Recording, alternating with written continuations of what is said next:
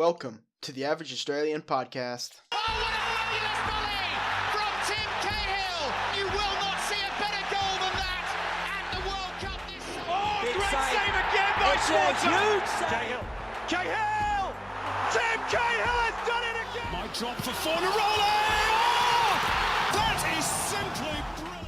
Hello everybody, welcome back to the Average Australian Football Podcast. I am Chatondu, with me is Eden. We are back once again to talk all things A-League with some EPL thrown into the mix. It's been a big week of A-League football with the catch-up game taking place on Tuesday, which has forced us to delay this week's show a couple of days, but we are here. And Eden, welcome back. How are you going? Yeah, doing good. How are you? I'm pretty good. I noticed there's no frogs this week. Yeah, that's right. It's nice and quiet in here for now. So long may that continue. I actually got an email from someone. They asked about the frogs. Like, where is he recording his podcast? Yeah. I was just in a swamp, just in the swamplands. Yeah, look, we like to keep it real out here. So a bit of a rotation around the local parks, just chilling in the forestry. Swamp. Yeah. So, how'd you find the derby, the Sydney derby? You were there, obviously. Nil or draw is kind of a bit of a disappointment as a neutral, I'm guessing. Yeah. But what'd you make of the atmosphere, build up and all that? Well, look, just before we even get to that, rant time. Oh, here we go. The beer. It took like 15 minutes to get a beer at Allianz. I was fuming. I was very, very disappointed. Do they walk around, or do you have to actually wait there for 15 minutes? There's just kiosks everywhere, and we were way up in Bay 40, into the clouds. Bay 46, I think. And so first of all, we were kind of, along with a lot of other people, running a bit late. So I think they delayed the kickoff by about 15 minutes, just because I think there was such a groundswell of people coming in late. So I think we got there with probably about 5 minutes to go before the normal kickoff. Found our seats. I thought, all right, let me pop down and grab a beer. And 15 minutes later, I'd missed about the first 5 minutes of the game, and I wasn't the only person in that line that was fuming. I've never seen slower beer service than that. It was just excruciating. Like, I just couldn't believe it. Like, I've been to Allianz before, and the beer service was fast. They had them all pre-poured. It's like, grab a couple of beers and off you go. Was it not pre-poured? No, they were. That's incredible. And it was also like one guy was taking the order, then someone else was pouring it. Wow. And I was just, people were like, what's going on? We're standing there watching the game on the screen as it kicked off. I missed 15 minutes of... Well, I missed probably about 5 or 6 minutes of action, but I was in the line for about 15 minutes, so not happy, Allianz, beer people. Well, hopefully they listen to this podcast and improve. That's right. They need to take that on board. I understand there was a lot of people there. It was a sellout and all that sort of stuff, but just a little bit more spring in the step. That's all I'm asking for. Did you bring a rubber snake to throw onto the No, pitch? I didn't participate in the snakes, but that's another thing I want to make comment of. The booing of the Sydney fans. Yeah. Not up to scratch. Wasn't happy with that either. Not loud enough, or didn't like the booing at all? Well, they just didn't keep it up for long enough. They started off booing Janjetovic quite a bit, but they kind of seemed to give up fairly quickly. Whereas if you look at the Melbourne victory, Brisbane Raw, the Melbourne victory City. It was Melbourne victory, Brisbane Raw, wasn't it? Where Berisha got sent off. Oh, yeah. The booing against, I think it's... we're going to talk about that as well, don't worry. I mean, the booing there was consistent. And they just booed him for the rest of the game. I thought that was spot on. Sydney crowd, they kind of gave up a bit easily there. So disappointed with that as well. I would have really liked to have seen him booed for the whole game, but obviously people just couldn't be bothered keeping up with it. He was getting too many touches, I think. What'd you make of the game itself, though? Look, I thought it was a little bit disappointing. I mean, the atmosphere was awesome. The crowd was great. Always like lots of noise, the songs and stuff like that. It was great. Top atmosphere. I didn't think the game lived up to it, sadly. Western Sydney again, just like they couldn't score a goal to save their lives at the moment. And Sydney, like they were all right, but I guess they weren't maybe as proactive as they could have been. It frustrates me as a neutral watching on television. Like the Wanderers got a handball that wasn't called, could have got a penalty had they, like the refereeing, been to that sort of standard that we keep asking for. I mean, the game may have been completely different, right? And that's right. If they got a goal from that pen, that maybe would have forced Sydney to play a bit more. So it was disappointing. But look, if you're Western Sydney and you're just really hanging off that one penalty, as you know, you haven't deserved to win. Yeah. Yeah. I mean, look, it was a pretty clear penalty and it probably should have been given, but you got to get on with it. And apart from that, they really didn't do much. And look, I know Sydney, it wasn't like a must win for them, but Victory are breathing down their neck. So you would have thought, you know, they would have, because had Victory beaten Phoenix, the lead would have been down to almost nothing. So you would have thought big missed opportunity, right? That result. Yeah, that's huge. But so I would have thought maybe Sydney would have been a little bit more proactive. And it's disappointing when you've got that kind of crowd and that kind of atmosphere that the game doesn't match it. And, you know, I made mention of that. Sometimes you get those derbies or games like that where it is a 0-0, but it's a really tense affair and there's like a real midfield battle and it gets rough and tumble and there are chances. But this one didn't feel like that. I think it was just more like a little bit sloppy. Went through the motions a little bit, didn't it? Yeah, a little bit. Like, it wasn't that kind of tense 0 where everybody's hanging on a knife edge. It just felt a little bit sloppy. So, a bit disappointing, but, you know, it's still a good night out. What do you make of Sydney FC signing that Dutch defender? Now, obviously, that means that Rhys Williams doesn't seem to be happening as far as Sydney's concerned. It's gone very quiet for him, like, just overall. I guess he's staying for the rest of the season. What do you make of their signing? Like, I'll be honest, I don't know much about him. I think the interesting thing on Perth, just quickly, is Josh Risdon is not going to be there next season. That's a big loss for them. That's big, and that's early of him to sort of commit because I don't know if he's got a contract, but he's pretty much said no to the Glory. Fair enough, he could go to another level, but it's a pretty big call to halfway through the season say that you're not re-signing without having anything lined up. Or maybe he does, I don't know, or he's just going to try his luck. It's weird, his comments. They made it sound like he wasn't leaving Australia. It sounded like he was just moving over east. Like, it didn't come out and say anything specifically, but how he worded his future, it made it sound like he wasn't going to China or something. So he might have signed with a bigger club, maybe a Sydney FC or a Melbourne Victory, and I guess maybe they've just asked him not to announce it because it would kind of spoil it for the rest of the season. I think Sydney said, well, if you're not giving us Rhys Williams, we'll take Josh Risdon instead. Well, and just on that, I mean, Graham Arnold was really making overtures for Rhys Williams. I think Perth Glory have actually referred that to the FFA because with a player under contract, you can't actually make... I don't know if that's like a FIFA thing or if it's specific to FFA. Like, you can't make overtures like that in public about a player who's under contract. You can't tap up people and try to get inside their agent and contract. But I mean, it happens all the time. But I feel like A-League, especially uniquely, because there's no real transfer fees between clubs, there should be an even gentleman's code on top of that where they don't go after players until the end of the season. Like, I just find it very underhanded. And that may be why I think if Risdon is going to another A-League club, then that's pretty good in the sense that they haven't announced it. So you let the season play out, and then when it's over, then they can announce it. So if that's what's happening, that's pretty good. Williams, I don't know what's happening there. Maybe he's like on his way to patching things up with Glory. I think they made him like playing the youth squad at the moment. So he's really being punished. Like, I don't know what's going on there. It's still like that youth team's not good either. So have fun there. It's just a bit of a shambles for Glory. But back on the Sydney signing, I think is Geordie Boyce. Something like that. 28 in his prime. Yeah. Not a bad signing. I mean, he's played for, I think, 4 Dutch clubs. Yeah, so that's in their youth setup, but he hasn't gone into the national team. Yeah, I mean, and that's not an easy team to crack. But, you know, playing in the Eredivisie for most of your career, it's not a bad CV, I guess.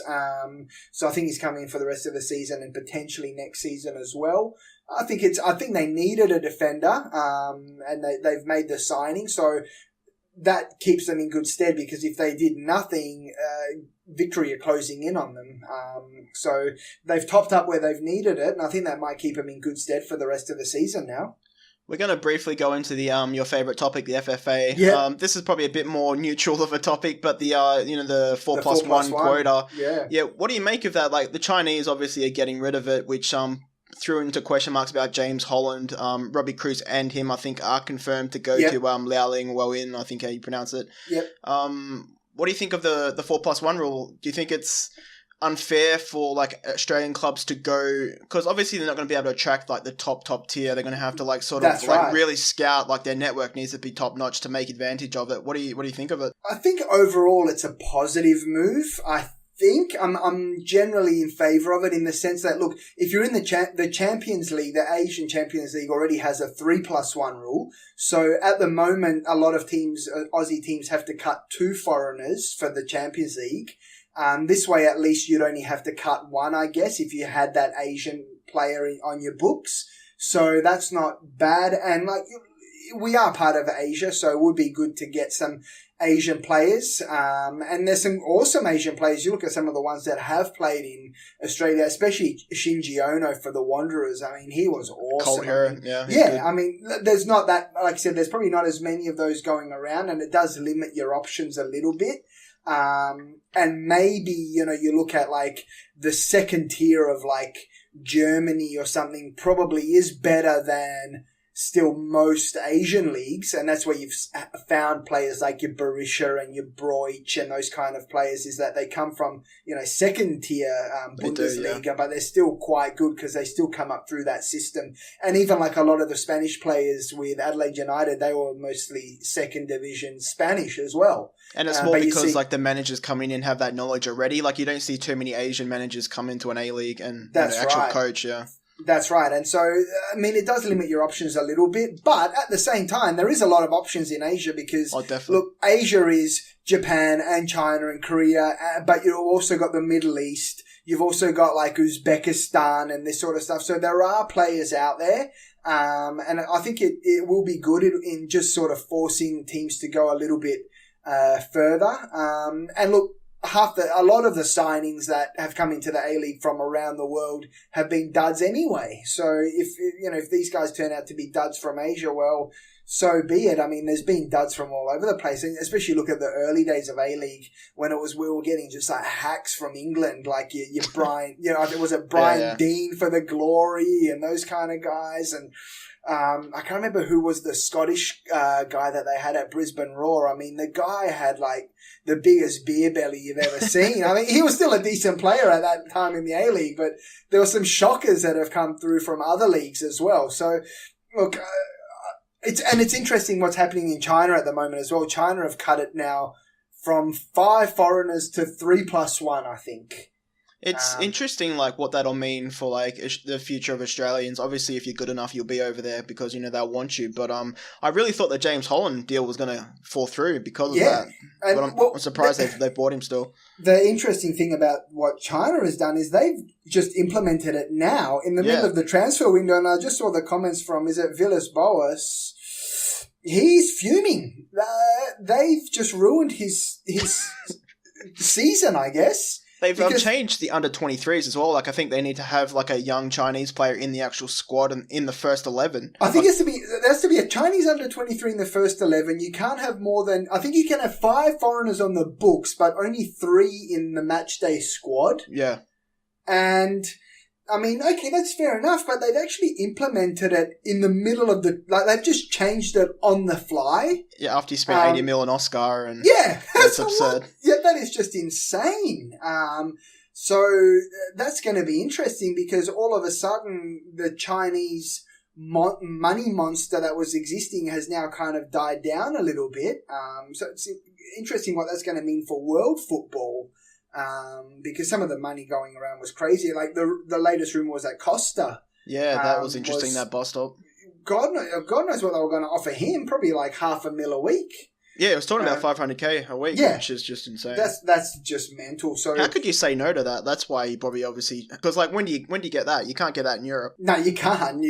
And you like you said, you have to. But I think the Chinese government has almost like stepped in and said, this is getting ridiculous because the Chinese national team is rubbish. I think they've only ever been to one World Cup. They're constantly like just performing poorly in qualifiers and things like that. And I think they can see that they're going to overload with all these superstars and they're going to become like England, great league, but just horrible national team. And I think it's still important for China to be good on the national stage. So I think they had to maybe draw the line in the sand. I just would have thought they maybe would have said, okay, next season or something like that. But for them to just do it randomly like that in the middle of the season, that's crazy. For the A-League, I think 4+1 is all right. You can still get 4 foreigners from around the world, 1 AFC player. Look, if you can't find anyone, well, too bad. Exactly. Yeah, your scouting's not good enough.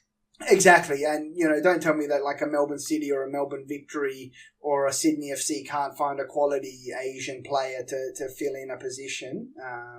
I think they can do it. So to be honest, it looks like Melbourne City could do with one. I mean, like, what happened on the weekend? Like, I was on Thursday, wasn't it? Against LA United. Like, I got a quick question before we go into the game itself. Like, does this result change the internal thinking at Melbourne City in terms of their manager, right? Because Van Schip leaves and the inconsistency remains. Does, the best bet remain outside of the club? Like, have they seen this game, this defeat to Adelaide, and maybe they've changed their mind now, yeah? Well, I don't know what's going on. Like, there's been no rumours. Well, and not only that, but just like you said, there's been no change. What's going on with the players? Like, they're all off the boil. Fornaroli's still off the boil. Brandan's gone quiet. Calazzo hasn't really delivered, and the other players that were being hyped up at the start of the season was Bratton.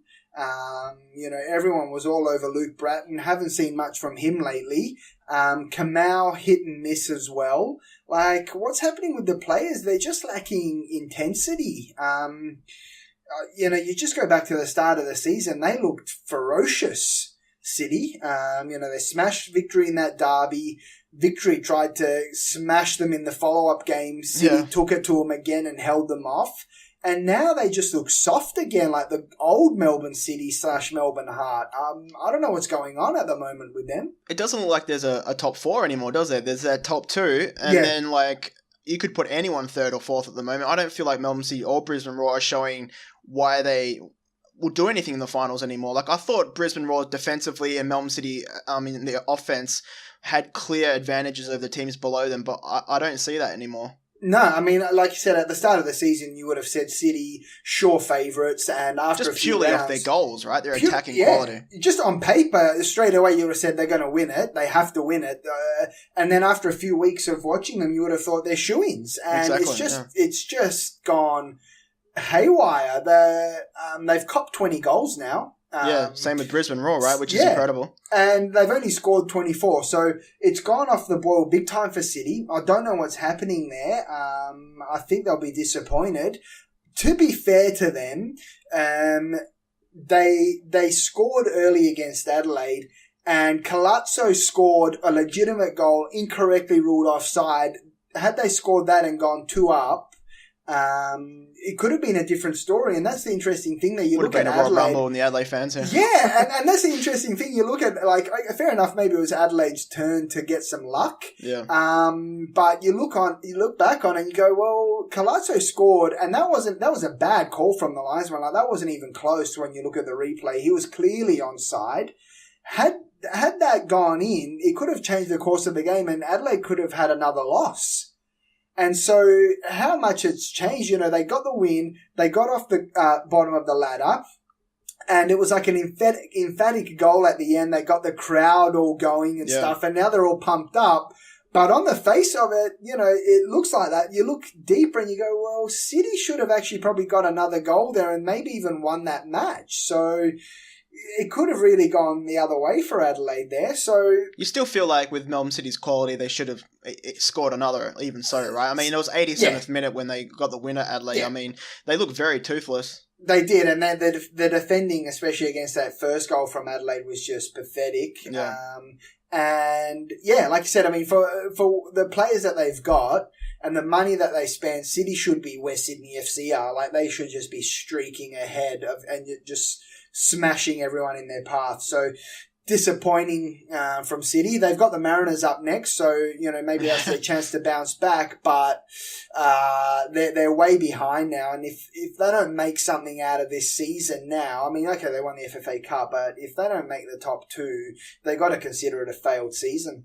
What do you make of Brisbane Roar right now, right? Because Victory obviously won. The Berisha card got overturned, as we saw. Yeah. Absurd. Like, they didn't even show... Like, what annoys me about Fox Sports, like, just purely in the coverage, they don't show those, like, contentious decisions, like, on replay properly. Yeah. Like, they don't seem to have enough cameras covering the ground, because they showed that 3 times, and I still didn't know what happened. They had to, like, really zoom in on, like, a blurred sort of shot, and I think it just didn't look like anything because there wasn't much in it. Yeah, probably. But, a bad call from the linesman. And look, if the ref is taking... If the ref says, I didn't see it, and the linesman tells him, then the linesman's got to be sure, because the ref's going completely off his... But even the reaction from the Brisbane player, he said, "Look, just be careful to Berisha." That's he wasn't right, trying to get him sent off. Like, it was really strange. That's right. And look, and that's why I thought maybe that the red card would actually stand, because to the letter of the law, it's another one of these FIFA ones where it's like any sort of contact to the face or the head or whatever. Yeah. That's, I guess, like negligent or reckless or whatever the wording is it could be a instant red. And so I thought maybe it might actually stand, but I think FFA have done the right thing there and rescinded that red card. But that was a great game. I thought that was a cracker of a game. And like I said, the atmosphere was great on that one as well. I still don't get how Brisbane don't score in the last, 35 minutes, with a man up. Like, what's happened to Maclaren? Well, and that's what I was going to ask you. I mean, what do you make of that? Maclaren on the bench for Arana, who was poor. Poor, to say the least. I mean, what do you... When you see that, you got to say he's gone, right? There's a transfer there. I just don't see it happening this month. That's the problem. Like, how do Brisbane navigate through this, because without Maclaren, their goals, they're near the bottom of the table in terms of goals scored. If you take Maclaren's, influence away from them, obviously that's a bit unfair because he's, their key striker, but, he's not going in January. There's no rumours around. The whole Stoke EPL thing has died. Yeah. I mean, even in England, if, the transfers over there are very quiet. So, I mean, I don't know how they manage this Maclaren situation because he doesn't seem... Is it a mental thing? Because he just doesn't... He's not performing. He's not alone. I think Broish is, the standout for them. Clearly the standout. But you take him away, they're not performing. So you think he was just dropped because it was just a way to get him to try and fire him up, I guess? Yeah, maybe in the training he's just switched off. I don't think it has anything to do with the transfer specifically. I think it's just he's not showing interest anymore, and I think taking him off the field was meant to, go you're here for the whole season. This is going to ruin your transfer plans at the end of the season. You need to show why people are going to buy you. And right now, he doesn't look like a top A-League striker. No. I wouldn't put him in the top 4 or 5 at the minute. No. And Raw have gone off the boil big time, partly due to him. They've lost 3 in a row now. They have, yeah. They haven't won in 4. They drew, even their wins, I think they beat Adelaide and they beat the Mariners. So they haven't beaten a top team, a top 6 team for 3 months, I want to say. Well, and look, and they got comprehensively beaten by Sydney. Easily, yeah. And then Victory, put 3 past them in half an hour. And then Newcastle, right? That's right. And look, like you said, it happens a lot in the A-League where players get a bit ahead of themselves. And, fair enough, Maclaren has been good last season and all right this season. But like you said, keep on playing. You think the failed stint would have him so mentally on for this season, to show, right. He needs 25 goals in the league to prove that he wouldn't do it again. Exactly. I don't know what he's doing. His value's going, like I said, his value's going down now. It is, yeah. Instead of just going on with it and dominating, and he's costing his side. So I think you're right. Maybe that was just Aloisi trying to fire him up by dropping him to the bench. But I don't think it worked because he didn't look that good when he came off the bench either. So I think that's a bit of a headache there for Raw because Holman still not seeing him back in the side. And apart from Maclaren, they don't really have many options up front. So I don't know. They're lacking. Yeah, they're lacking big time. So the fact that they're in the top 4, I think, shows they've been pretty good defensively, and they have been hard to beat, but 3 losses in a row now, and it's a bit of a worrying sign for them at the moment. Yeah, teams are coming from behind them, and once they're in that chasing pack, I rate teams above them because I think, just offensively scoring goals there's real question marks, and I don't have question marks over Glory and Jets at the moment. I think, I don't know if you want to talk about Newcastle, the Glory game, but those were 2 teams that looked like they can score goals. I know it's obviously to say there was a 2-2 draw, but both teams looked very good, and I think the refereeing in general was very poor. I don't know what you made of that. The penalty, the red card. Yeah. I thought his reaction to it was terrible, but it should have never been a second yellow. These players are human, right? They're gonna react like that when they see this sort of that's right. Yeah. Officiating. Yeah, that one was pretty laughable. I thought also just the reaction from the ref when he kind of when Griffiths yelled at him and he got all uppity and pulled out the red and pointed to send him off. I thought that was a bit too much. But look, and it's interesting how far Glory and Phoenix and Jets have all of a sudden come. Yeah. And you look at them, you're like, wow, they're real threats now, and they're really back in that top 6 hunt. Because it really looked like it was a top 4 and then the rest. But now that it's gone, Phoenix, Glory, Jets and Wanderers are all in that pack now. And like you said, Glory, finally, it's coming together for him. I know Kenny Lowe, all season, he's been lamenting the fact that he can't get Taggart, Keogh and Castro all on the park playing together. Now that they are, it's showing how good a combination they are. Taggart's on fire. He's been very good. It's interesting to know what the relationship's like between Kenny Lowe and Rhys Williams, because is it unfortunate that Rhys Williams has sort of behaved in this way? He's come back to his home. He definitely has something to prove, and now he wants to leave. Is that the relationship between him and Kenny Lowe? Is that Rhys Williams as a person? Because Glory's problem is central defense, and they're just so short there. Yeah, and look, I keep hearing it week in, week out. You see the reports, and people keep saying, it just looks like it's not all there, and for the Glory off the park, and it might not just be Rhys Williams and Kenny Lowe.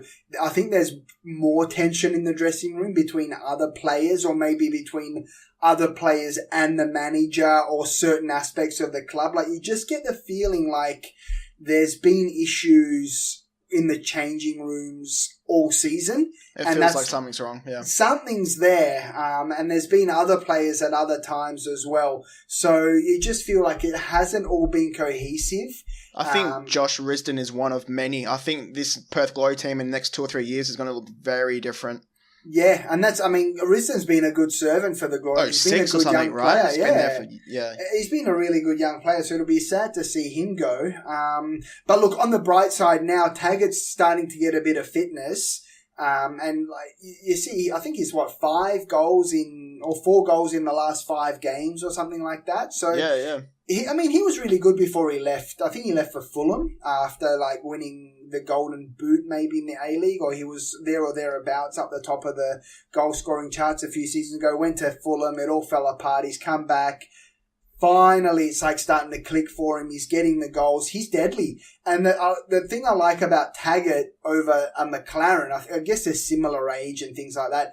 Maclaren, the one criticism I always say, he can't score with his head. No, he can't. He never scores with his head. Taggart's a really good header of the ball, and he gets a lot of headed goals, and that's in his favour. So, starting to come good. Keogh finally scored, got that monkey off his back now. Castro's still instrumental pulling the strings. Starting to come together for the Glory a bit. They still can't keep the goals out as much as they'd like. But it's starting to come together for them. So, look, if there's a team that's going to make a late charge and string together a few wins, it's the Glory. I reckon. Do you put Newcastle in that boat? Because I feel like they're the dark horses right now. They've got Naboo, Nordstrand. Andrew Hull is in absolutely amazing form. I think he's leading the league in chances created. Yeah, he's so under the radar right now. I feel like in an attacking sense, they're one of the best teams in the league right now, just based off form. Yeah, I really like Hull. And the Jets, it looked like they were going to be in a bit of crisis around early in that mid part of the first half of the season, I guess. They started slow, yeah. Yeah, and all of a sudden, the critics kind of started jumping on their back, it's crisis time for the Jets already. But they've bounced back from that. And like you said, they've still got the passion and they're showing the fight, and the boot's just been great all season. Nordstrom's back to some of his best form. Hull is awesome. I love Hull.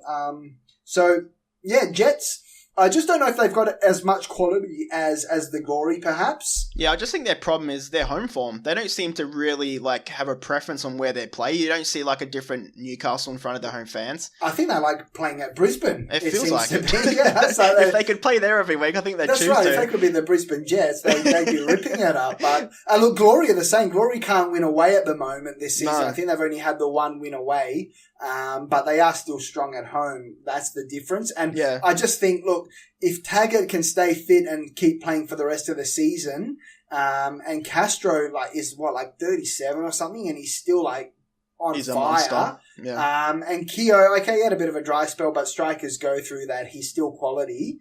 Glory, I still reckon Glory can get on a bit of a run. And look out Melbourne City. Glory are only 5 points off City now. They're only 5 points off third. So it just shows you how dominant the top two are and how even everybody else is, I guess.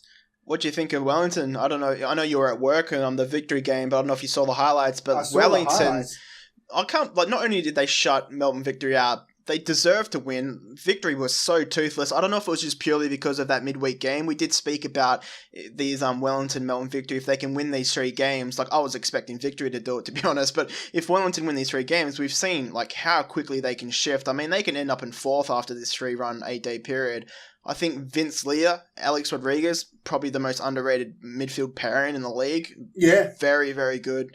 I'm question marks over Shane Smeltz. I don't feel like he's come back and really done too much. No, but Barbarossa and Bonavacia look very good.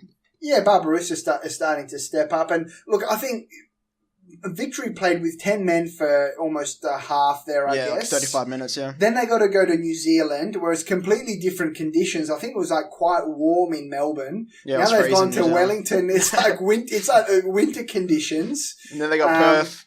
And now they got to go to Perth. And I think Muscat's come in for a bit of criticism there against Wellington. He didn't mix it up. No. He's got depth in the squad. You've played with 10 men. Now you got to go back up after 2-3 days and play against the Phoenix. You would have thought he would have mixed it up a little bit. But he's just gone with that same lineup. And I think that's cost them because, like you said, they just looked spent, probably mentally tired. And as close as they've got to Sydney now, it feels like a bit of their good work's been undone, doesn't it? Yeah, and that's what I'm thinking. Now all of a sudden they got to go to Glory. If the Glory beat them, which they're every chance to, Sydney FC get the win, all of a sudden it blows back out to 8 points. Yeah. It's almost like Victory came so close. They only really needed a point against Phoenix. Maybe, they should have set up a little bit more defensively, maybe, or just mixed up the squad a little bit and brought in some legs. They just looked tired, and Phoenix were just running riot. I've never seen the Phoenix play like that all season. So I don't know. Is that maybe, the new managers are kind of bringing something good there, because Phoenix look a different side. Yeah, Wellington looked fantastic. It was easily their best game of the season. With that in mind, what did you make of Melbourne Victory? The 3 games in 8 days is clearly having an influence. You talked about how they haven't really rotated their squad. Now, I can't see them doing that in Perth. I thought if they were going to rotate, it'd be in Wellington, just based purely on the paper, on the form of the clubs. Now they're going into this, I suppose Berisha got a rest. Yeah. But what do you think is going to happen in this game, right? Because Victory, I still think the best attacking in the league. I can't see them blanking 2 weeks in a row. Perth Glory not known for the defensive stability. So it's going to be interesting, right? This could be a goal fest. This could be a goal fest, and I think Glory can give as good as they get. Yeah. And traditionally, I remember from my days of watching Glory at home, Victory have always struggled in Perth for whatever reason. Even when Victory have been winning championships, Perth have always been a bogey side for them in Perth, and I just feel like this could be another one.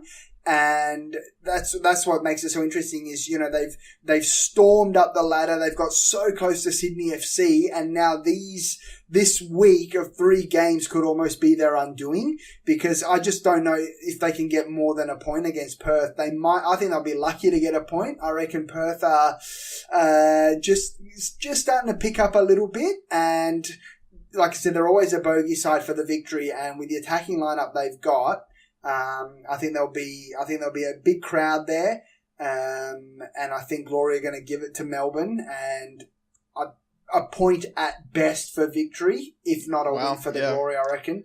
Yeah, I think the big three of Perth Glory are right in form. It's hard to tip Perth to win just purely because their defence is so poor. It is, and Griffith suspended will hurt them. I don't know who's going to be that centre back pairing. Yeah, look, that's going to be an interesting one. But still, I just feel like Glory are good for goals. I think it'll be a draw, personally. Yeah, I think it's going to be hopefully a goal fest. Yeah, it's obviously a draw for a victory. We'll see the Australia Day clash kind of lose its hype in a little sense, right? Because if Sydney beat Adelaide United, I mean, it's going to be 8 points going into the game, which is, you know, what does a victory win at that point even mean? Like, for the actual challenge of, you know, finishing on top. Still not over, I guess, but it does kind of, Do you see Sydney losing this season? No, not at this rate. No, because I think when it doesn't go their way, they just seem to grind it out and make it a 0-0. And we've seen that. We saw that against the Wanderers. We saw that against Adelaide. That game when Adelaide really played well, it was still a 0-0. They're just too hard to score against. And then when the Mariners were good enough to score 2 against them, somehow Sydney still jagged it and got the win, in fact. That linesman at 20. That's right. So Carney could score. Carney, I mean, he's just a jaggy kind of player that does that kind of stuff. But I just don't think they can be beaten this season. But I think the Australia Day clash will still be good because it's going to be a prelude to most likely the grand final, I reckon. And that's where I think the difference is here. You've got top of the table, and then you've got the final series, and that's where I think Sydney will finish top. They're good enough to finish top. Knockout, I think victory completely or even open. I think victory or even City are still ahead of Sydney in a knockout. Because I think if it's a grand final, all guns blazing, victory could just be unstoppable. So I think this is going to be a litmus test. I think this is going to be a really big game still, just for teams to feel each other out. And it's not over, even if it gets out to 8 points. It's not over. But Sydney just looks so consistent. That's the thing. They do, and look, they've just topped, like we've spoken about, they've topped up their defence, so they're not mucking around. You don't think Adelaide's fairy tale resurgence is going to make them do Sydney over? Nah. Wouldn't that be something if they came and actually beat Sydney back to back with City? All of a sudden, they got that one win and everyone's like, oh, this could be the run for Adelaide. I'm like, calm down. They've won one game now. Exactly right. Well, this is their second win of the season. Let's just calm down. This could be back to the, 6-0 for Sydney. Sydney just a little bit off as well, but against Adelaide, at home, you think they're just going to demolish them. I think it'll be a 2-0 or something. I think it'll be back to the good old days for Sydney, 2 or 3-0. I think. I like Adelaide, but nah. Do you think Guardiola will start? He sort of drops. I think it was about time that they dropped him. I'm surprised it took so long. Yeah, that's right. And look, he did, the ball that he played through to Oshing for that goal at the end, that was a good ball. But I mean, if that's all you've done for the match, you got to be a bit worried when you're a striker. And I just thought I think he's actually gone downhill. He started off all right. He's just gone downhill a little bit since then. There's no way you can't start the match winner after scoring against City. Yeah, that would be pretty harsh now as well. Yeah. And so now I think Guardiola might even go down to third in the pecking order because you've got Enrique there as well. So he's been quiet, hasn't he? And that's why he is kind of a bench player, Enrique. He always gets upset at being a bench player, but that's the kind of player he is, So I don't know. Just the troubles continue for Adelaide, I think, and can't see them doing much this week. And Guardiola, I'd like to see more from him. hopefully we will, but I think he's been a bit disappointing this season. There's so much to like about him, but he just needs to convert. Like, there needs to be some sort of like stats behind his performances, right? Because there's only so much you can say, oh, he performed well without actually being a goal scorer. Like, in terms of that striking position, like, it's fair enough if he's out wide, but yeah, he's going to be viewed upon by his goals, and right now it's not good enough. I think so. Like, fair enough, the service could be better, and, you know, he's not exactly playing in a brilliant team with a brilliant midfield that's pumping in the ball, but you just feel like he could show a little bit more hunger and just get into those positions a little bit earlier and sort of just make something happen at least a couple more times. And I just feel like he hasn't done that. He's always half a yard short, just not in the right spot at the right time, and yeah, a bit disappointing, I think. What's your prediction for the Mariners? Do you think they have any chance against City? Look, I think they do, because Mariners are another one of those sides. They're plucky, but what's happened to them lately? Yeah, they've gone off the boil as well, but I think that's to be expected. They are that kind of side that you'll see some good stuff and you'll see some ugly stuff from them. It's only been ugly though, like 5 losses in 6 games, the 1 draw. I think the draw was against Melbourne City actually, which is who they're playing again. Yeah, but look, I mean, you look at that Sydney game and you feel like they were robbed of at least a point there.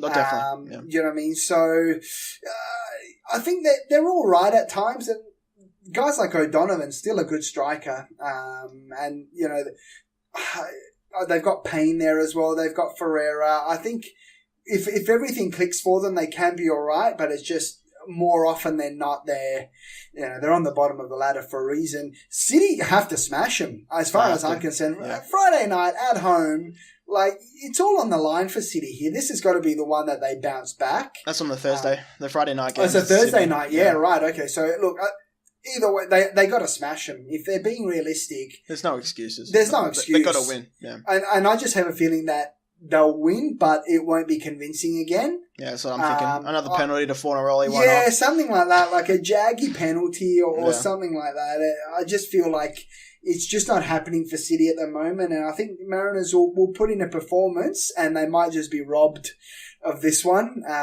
Like I said, a little Fornaroli penalty in the 91st minute, and that'll be it, 1-0, and, you know, City get the win, but unconvincing, I think. That's my prediction. Yeah, I agree wholeheartedly. I think City will win, but it'll be tight. I said I think it was around Christmas period when we were doing those podcasts every 3 days, it felt like, I said that by the end of this 8-day period, the 3 games at Wellington would be ahead of Brisbane Raw. Yeah. I'm close, so I'm going to say Wellington will beat Brisbane just to keep it going. What do you think of the chances? It's a big game, right? Like, big game. They're at home again. 3 games. They don't have to travel. Brisbane, 3 losses in a row. Maclaren's in all sorts, out of sorts. They're thin at the moment. They're low on confidence. Wellington Phoenix are almost, you could say, flying at the moment. They are, at home. I think this is a Phoenix win. And what more motivation do you want? This is really almost like a 6-pointer. They win, they go level with Raw.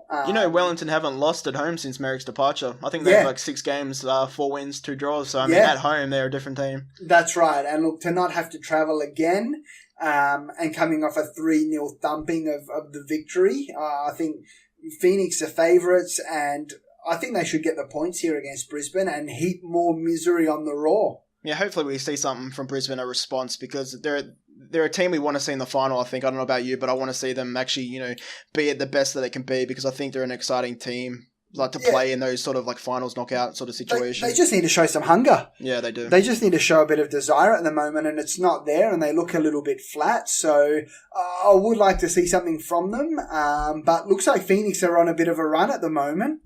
So I think it's going to be another win for them.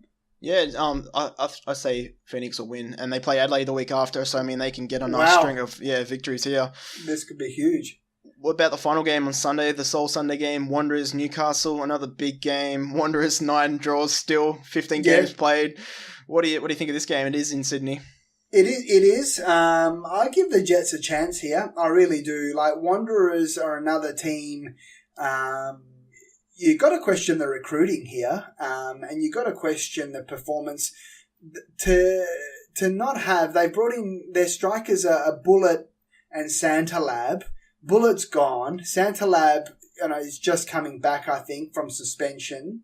They had to change keeper basically mid-season. Yeah, they seem a shambles. I don't know.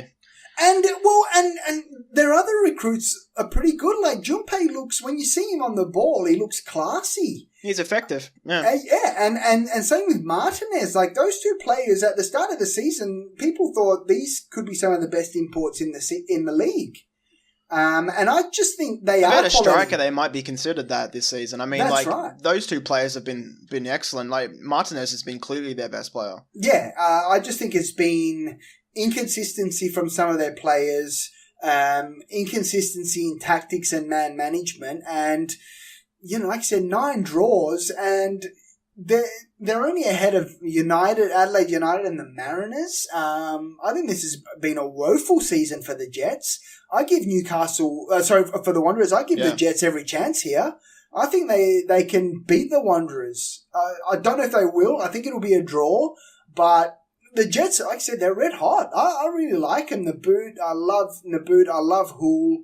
Nordstrom's fantastic. Nordstrom's back to some of his best. Wanderers just cannot get a goal to save their life at the moment. Jets have outscored them for the season by 5. It's frustrating, right? Because Mitch Nichols is in fantastic form this season as well. Yeah. And they don't have that striker. Like it just seems such a waste of a season for Wanderers. And it was so obvious going into we spoke about it episode 1, how there was a clear lack of striker if Bullitt didn't perform, and we've seen what happened. They put all the pressure on him. Yeah. Well, I mean, they put all their eggs into one basket there, and he's not that kind of player, I think, to be able to deal with that and take that on his shoulders.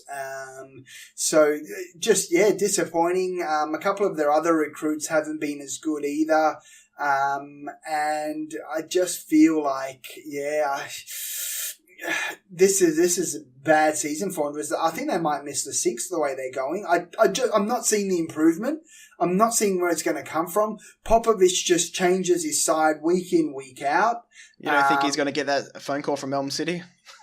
I think if Melbourne City looked at Popovich, they're going the wrong way because Melbourne City want to be an attacking flair side. Do you think it has to be a foreign player?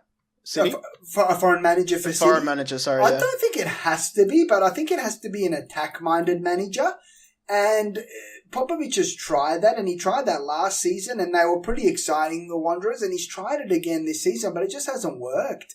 I think City can do better than Popovich. I like Popovich, but I don't think City want to be that club where Wanderers just look bereft of ideas. And I just don't like this chopping and changing of the squad week in, week out.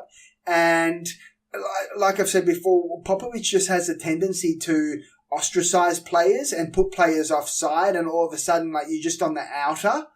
And you just got to question some of that planning and recruitment going into the season where they didn't have a clear number 1 keeper. They failed to get adequate striking options. I mean, they've been trying this month, right? And nothing's happened. Nah, I mean, they've been linked with, Robbie Keane and Berbatov and all this sort of stuff. Maybe Costa. Maybe Costa was on the bench actually for Chelsea because they was going to come to the Wanderers. I wanted to see Eduardo. I can't believe that didn't happen. Yeah, look, and if that was on the line, then you got to criticise the FFA for that. But look, don't forget, Wanderers have got Champions League coming up as well. Yeah. When does that start? Is that Feb? It starts soon, I think. Yeah, and I think the Chinese team that are coming are bringing the likes of Hulk and Oscar here. So that'll be fun. That could be a 10-0 loss for the Wanderers right there. Look, I'm not seeing any improvement for the Wanderers. And I in relation to this game, I give Jets every chance. I think Jets are exciting. They're going in with nothing to lose. That's been their attitude, I think, over the last few games. And I think a draw, just because Wanderers always get the draw. But I think it'll be a scoring draw, maybe another 1 or 2 all for these two. Yeah, I think I'd be surprised if Wanderers get a point from this game. I think Newcastle, just in their form, too good. I think they'll win like a 3-2. It'll be a high-scoring game. Yeah. Anything else in the A-League you wanted to talk about? Obviously, the next round starts very quickly again because of the Australia Day, the public holiday. I think we've got the Thursday-Friday game again. I think Victory in Sydney is on the Thursday, the Australia Day, and then we've got Newcastle Jets and Melbourne City, which will be fantastic on the Friday night. Yeah, look, I mean, I'm loving it at the moment. There's a lot of football, and generally it's pretty good quality. It is, yeah. I think it's been a pretty good season so far, so looking forward to it. But I think we should turn our attention now to the EPL. Like, you know what frustrates me as like an Arsenal fan and neutral is that like Diego Costa has this big blow up, and now he's back in training, and Chelsea beat Leicester so comfortably. Like, where was the blow up? Yeah. Like, why didn't something happen from this? Like, I was expecting some sort of, like, you know, Chelsea to drop to 10th, no striker, but, you know, they just easily beat Leicester. Leicester was so poor. Yeah, look, I mean, they had that little blip, didn't they, Chelsea, but... against Spurs, yeah. I think that was the end of it, probably. They're back to their old ways now. And look, this would have been a game last season that Leicester, I guess... would have backed themselves for and would have taken the game to Chelsea, but whole new season now. Chelsea back to their best, I think. And after the results of that weekend, you got to say they're back to being clear favourites because. What'd you make of Man City? Like, to wow. lose 4-0 to Everton, like, they were so poor. Yeah. I don't know if you saw, there's, like, a picture of Pep, and he's, like, looking down at his, like, lap, and he just looks so upset. I think he's being, look, I mean, it's not working for him. But look, I mean, why did he get rid of Joe Hart? Like, he just came in and was just like, nah, Joe Hart, you're out. Like, from day one almost. Like, why? He wanted a keeper that can play out from but like you need a keeper that can save goals. Yeah, like, his shot ratio save is so bad. Like I think it's like terrible. 50-some%. Yeah. I mean, I just can't get my head around that. That's just I can understand he wants to come in, bring some of his own players or whatever, but to get rid of Joe Hart, I think that's been one of his worst mistakes at City. Then he had the whole saga with Yaya Toure. Maybe I'll side with Pep more on that than Yaya. Yaya's probably being a bit of a dick. Yeah, just led by his agent. Like, yeah. Yeah, you know, like all that sort of stuff. So I'll side with Pep and City on that one. But the Joe Hart one, I think that's a shambles for City, and it's coming back to bite them. And just the rest of their squad, I think they need more of a clean out. There needs to be another clean out at the end of this season with guys like Yaya gone. I think Aguero's going to leave this season. It feels like. I mean, Aguero's their shining light, really. He's the only one that they've got. I don't know. Something's weird's going on with how Pep is using Aguero because like obviously he's been injured, but like I think the one standout for Man City has been De Bruyne. De Bruyne's and he's been stellar all season as well. And like you said, maybe Aguero's just sort of dropped off a little bit because Pep's not using him the right way. And like I said, maybe it is a little bit of arrogance from Pep that he does need to adjust a little bit to the EPL. Like, you know, it's not Spain anymore. He's made a few comments about how often the ball's in the air and it's not about like the second pass. It's like, but look, we'll just keep it simple then. I mean, it's not that hard when you've got the players that you've got at Man City. Like, seriously, get it to Aguero. Done. Like, it's not that hard. How many goals did Aguero bang in for them last season? Like, you know, I mean, 20 odd or something. Yeah, probably more. Like, the guy's a machine. It's not that hard to just get it to him. Like, you don't have to overcomplicate things. 4-0 against Everton, like that's huge. That's embarrassing. It is, yeah. Obviously, another big game, the United-Liverpool game, was a 1-1 draw. That was pretty dull, to be honest. I stayed up for it. It was like 4 o'clock in the morning on the Monday. Yeah. I don't know why I do that. So Chelsea is 7 points ahead of Spurs and Liverpool now. Arsenal are 8 points back. You've got City 10 behind Chelsea, which is incredible. Anything else from that round? Like, there's a few good games coming up. You've got the Man City Spurs game, obviously, is a big one. Sunday, I think it's 4:30 your time. Well, that's huge now because Tottenham are genuinely like the number 2 side now. Look, they are only a point. They're on level with Liverpool and a point ahead of Arsenal, but they're looking good, Tottenham. The problem with Liverpool and Spurs is their bench, like their depth. Like Vertonghen's out potentially for 10 weeks now, and you look at their replacements. So they got like that Wimmer and the other guy that I forget his name all the time. But I mean, off the bench, they're going to struggle. I mean, they only play them once a week. Spurs are still in Europa, right? I think they are. Yeah. So it's going to be interesting how they like cope with that. I think Chelsea easily the favourites, but Spurs have looked good. You said the depth's not there, and Liverpool had a fair few outs against Man United, but Man United are looking a lot better now as well. I think the wobbles in that early part of the season for them, I think, are mostly over now. I think they're starting to get back into some form, at least into that routine form that you expect, where like Man United should win against those kind of lower teams. I think they're starting to pick up points, so don't rule United out completely of at least, breaking into that top 4. But like I said, it's all about catching Chelsea now, and no team seems to be able to completely take it by the scruff of the neck, including Arsenal, who once again, they've had their chances. Yeah, they drew to Bournemouth, being 3 goals down. The problem with Arsenal is like they go through these runs, and then like we play Chelsea on the 4th of Feb. Yeah, that's going to be a cracker. This is Arsenal's away games for the rest of the season, right? Chelsea, Southampton, Liverpool, West Brom, Crystal Palace, Middlesbrough, Tottenham, Stoke. I mean, because of like fixtures, like if they lose a Chelsea, Liverpool, and the Spurs game, they're not going to finish top 4, in my opinion. That would be huge. And like you said, there's every chance that they won't, because this is really looking. There's a top 6 now. Yeah, there is. Yeah, definitely. There's all the way down to United. I mean, yeah, United. It's funny how the media always like put that forward. Like there used to be always the top 4, but now that because United are part of this top 6, they make sure that top 6 is the conversation these days. Just so they can talk about the 2 Manchester clubs. Exactly. Yeah. But to be fair, it is kind of a bit like that this season, because Tottenham, I guess, have followed up from last season and are keeping pace with the leaders now, and Liverpool have had their resurgence now. Yeah. It is a bit of a top 6, and that puts pressure on Arsenal because they can't be that default 4th team anymore.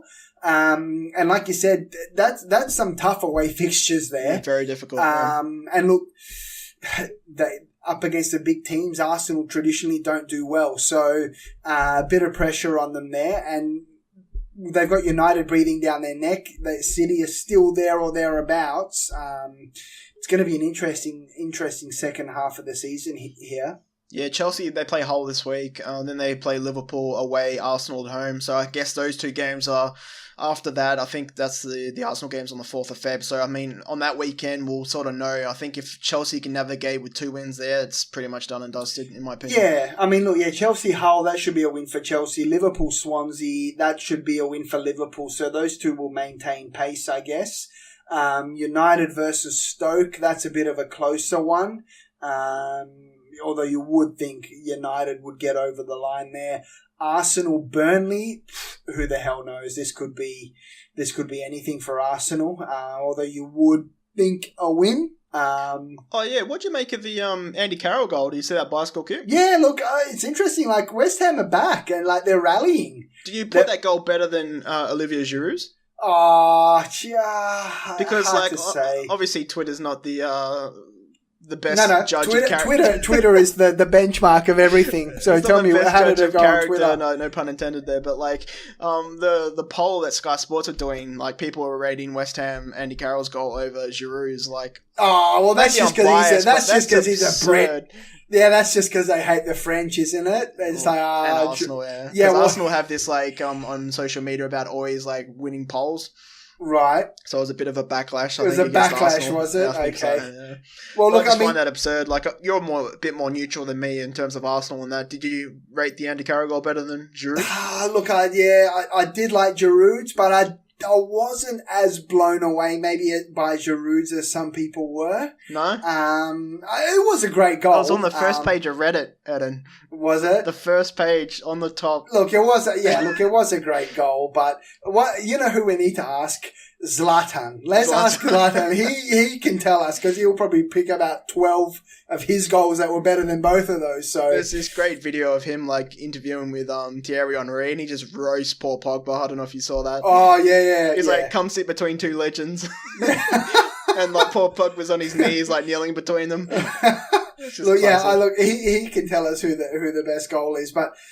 Just to get back onto West Ham, they're rallying strongly now, and they've turned on Payet big time, haven't they? Yeah, that's interesting. Like came out and said that like he was going nowhere, but now they like offering him to Marseille. They rejected, I think, a 25 mil bid flat They rejected out. a second bid. Yeah, for the him, second have bid they? was like 25 mil, and they said it was insulting. So, I mean, they must want 35, 40 mil. Well, in this day and age, surely he's worth more than 25 mil, because 25 mil now is like a standard transfer fee. It is, yeah.